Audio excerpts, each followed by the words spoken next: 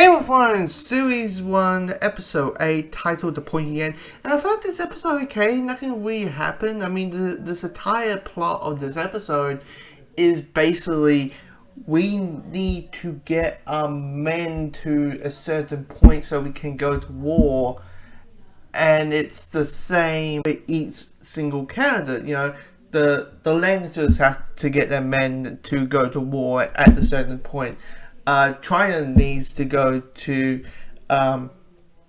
get men and go to a certain point for war. The Starks the same thing, and it became a bit of a truist that every single goddamn time it's all about we need to go to a certain point, and for me it felt really tourist. Clearly this episode is meant to be set up for the next 2 episodes of the season, but I felt really tourist and kind of boring. All the interesting stuff was with everything was happening with Edward Stark and how he is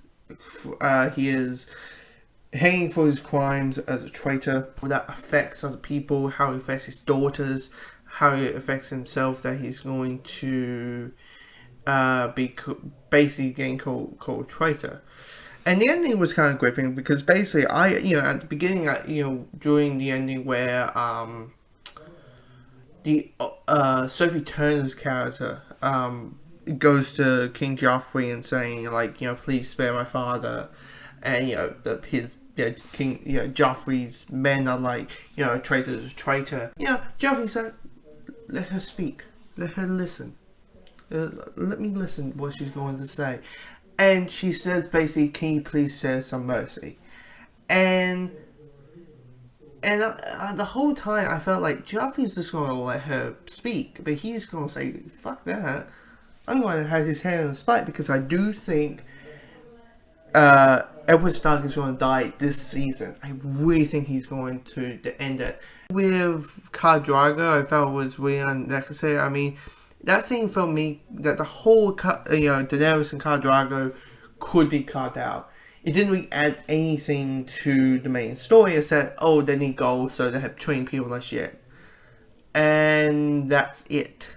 Oh, and, Khal Drogo whipped someone's throats out, which was like, okay, you are vicious. And of course, I should know that he's vicious due to the fact he poured liquid gold onto someone's head. Next day didn't move the plot at all. I wish that, the next time we saw them, they were at battle. They were ready to fight. And I think that could be a more interesting way to go. Khal Drogo's going to die this season. I have a feeling. But I have 2 more episodes this season. I got, what's it, Endor? Bador or something?